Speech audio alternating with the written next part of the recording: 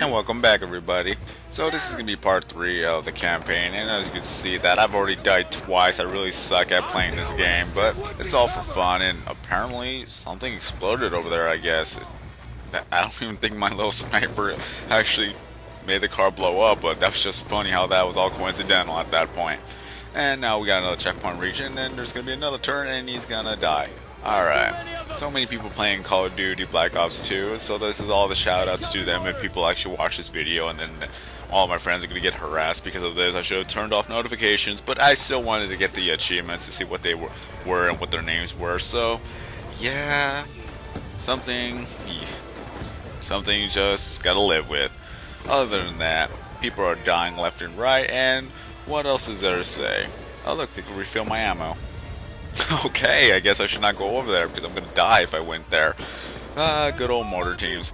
Is that what blew up the truck? It's danger close, friendly fire.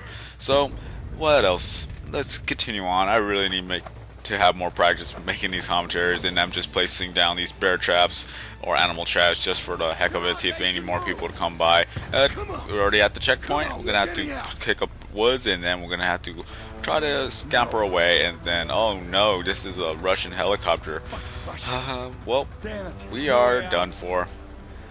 Alright, and Hudson already gives up. Come on, come at me. Oh, I guess not. He's going to shoot everyone else. Whoa, I guess this guy's an ally. And look at that. Who do you recognize? He is back, and he is here to rescue us. So that is great. That is just one surprising twist, and he took a Russian helicopter with him. So, that could be a dangerous thing if you were to go on board on an enemy helicopter. Oh, dang. Where'd you get that gun? Well, Hudson's still alive. He only took a bullet to the shoulder. So, it's all good to go. And basically, we're done with this mission. No man left behind, and we got Woods. We rescued him. He survived the ordeal, and he is here to help us later on in the story, I'm guessing, because he's still alive today to tell us what's going on. Well, what else is there to go to? Either way, we got the first achievement, no man left behind, and that's great. A little cutscene right here, but that's just for the landing sequence, apparently. Hey, look, TMG.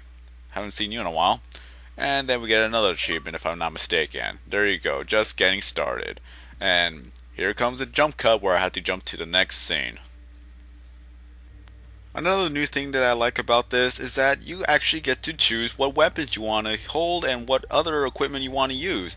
So that is pretty neat, honestly. And I don't think it has ever happened in any other Call of Duty campaign. For this one, you are able to choose whatever gun that's your favorite. You could change the camo on it too, and you could just do whatever. That is actually really, really neat. I actually like how they actually put this into the campaign where, again, you can choose whatever you want to have, and you could be happy with whatever you get, rather than just picking up a gun on the floor or getting whatever default it has. How it started. Her old man tries to kill Menendez. Menendez wants payback, even if it takes decades. Menendez, back then, was a big fish in a small pond. He made his cake, running a drug cartel out of Nicaragua. It was a hand-me-down. The CIA smoked his old man. Old Cyclops is pretty pissed at America. While we're fucking around the Middle East, the Russians and the Chinese are getting real cozy. Now, the politicians, they want you to think this is about ideology. It's a lot of horse shit. Give me your phone. Go ahead. Rare earth elements. Whole fucking world runs on this shit. Who controls all of it? China. So while corporate America is kissing China's ass... Now the mysterious Cortes Diaz social network has crowdsourced simultaneous protests in both Iran and North Korea. Never seen in public, who really is the leader of Cortes Diaz? He's known only as Odysseus. Odysseus? My ass. Raul fucking Menendez. Asshole. I told JSOC, but they were too busy. See, the drone race had started. I mean, really, guys? You're gonna build an entire military based on a mineral element that's wholly controlled by China? I need a drink. Dipshit. No, God. Give me a soda. Get it from the nurse's stash. None of that diet crap. China's Premier Chen is outraged by Cortes Diaz's leaked memo, alleging the cyber attack was covertly ordered by the White House. And through all the dirty shit the U.S. government's gotten away with, this time, they're innocent and no one fucking believes them. They take out Cortes Diaz's network 2 days later. The director of the FBI burned alive. Right now, 1 billion people believe that Raul Menendez is their savior. Guess what, boys? He's not. You better take him out pretty fucking quick. Bad shit's gonna happen. I just love how they put Twitter and they put YouTube into Call of Duty Black Ops 2.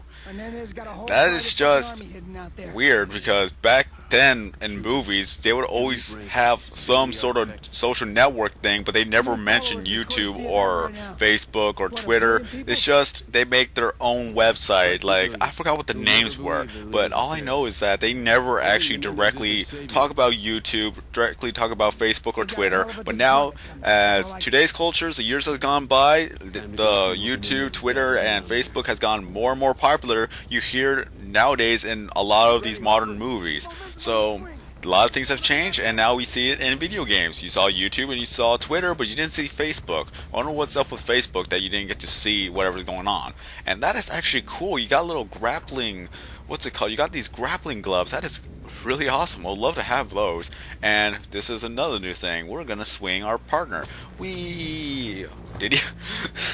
The funny thing is, I actually honestly think he actually hit a rock somewhere, but it doesn't really do anything. It doesn't.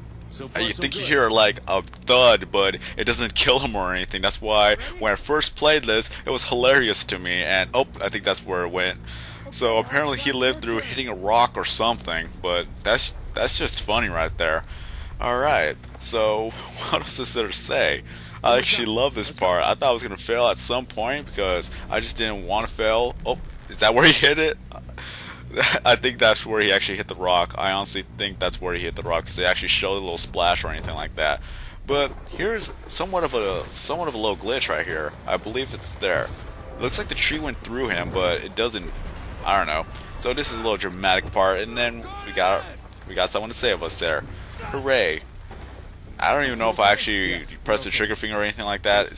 At some point, it seems like you have to control something, but I just honestly don't know because again, I really do not want to die, especially during a little cutscene like that. And this is going to be a fun part. We're all here. We're all grouped up. We're all going in a little meeting, and then what else are we going to do? Our main objective is to take the Cerebrum. I think that's what it's called. I wasn't paying attention. I really ought to pay attention during these cutscenes and all the mission objectives. And now we get to deploy our little suit, or wingsuit. It's hard to read the little small text when it's not in widescreen. Well, we're going to do some little bit of flying. Well, one of my plans to do future commentaries, if I'm going to do like long commentaries about Let's Plays or something, I'm going to probably have like a friend of mine join in and we'll just discuss about random things, because it seems like Let's Plays are pretty better, if that's how you say it. I always mess up on grammar, but it always seems to be better if you have 2 or more people actually talking rather than one person talking. Again, I still need more practice of doing Let's Plays and long commentaries like this. When it's something else like a 10-minute, 15-minute commentary, it seems like it easily can be done because it's only about one video, not a continuation of a bunch of videos. But on a Let's Play, it's gonna have to be continuous, and you're gonna have to do a lot of talking, depending on how long it takes to actually do the campaign or whatever, how long the missions are. So again, this is great practice for me, and what I want to do in the future, probably maybe soon or later, just have another person with me talking, because I'm going to run out of things to say, and if I have a second person talking with me, it's going to be a lot easier to make commentaries with. And as well as I want to take suggestions from you guys if you are actually watching my video. What other things can I talk about? Give me your suggestions on what I could talk about in the next part of the Let's Play, so that I did not run out of things to talk about. And I'll also credit you in the description for helping me out, because honestly, at some point, I do have a lot of ideas that I want to talk about, and then when it comes up to bat, I just lose them, and then I'm just winging it from here on after. I always mumble. I don't know why. Other than that, it's just some things that I got to continue working on, and as well as that it's all about practice. A lot of people didn't actually become top-notch commentators just by not doing it, not making videos.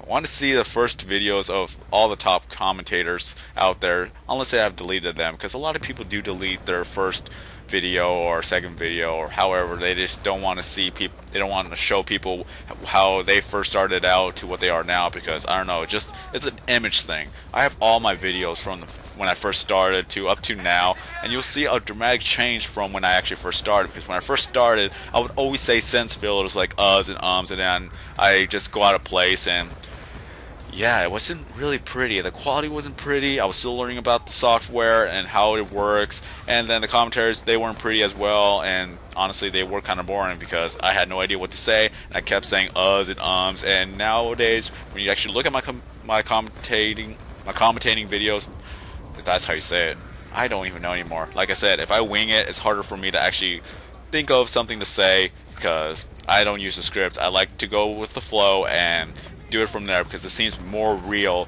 than it would be if you're just reading off a script, because anyone can read off a script. So again, this is a real me. I'm never prepared for anything. I just go as it is and see where it takes me. So yeah, gotta love that. So this is how I do it. If you guys don't like it, then I could just try to get better at it. Maybe I could put some note cards to see where I'm going to pick up and where I'm going to talk about next, and if I don't have time, I could just carry that on to the next video. But for now, if you have any suggestions for me to talk about, if you want to know something more about me, you could post that in the comment section below, and as well as that, I'll just pick and choose which one to talk about, because of course I'm not going to choose something that's I'm not going to choose something that's too personal for me to actually talk about. So let's see how things will go. I will appreciate your guys' comments, and I appreciate you guys watching this video. So yeah, there's one of my friends is going to move, so I really hope to have him in my future videos just before he moves. Otherwise, it's just going to be sad that it's going to be a thing that I regret, because he's one of the best people to actually talk to, and once he moves away, I'm going to be really sad, and at the same time, it's his decision to move out. He says he's probably going to move out for 6 months, so the only way I can communicate with him is through his cell phone, but that's all it is.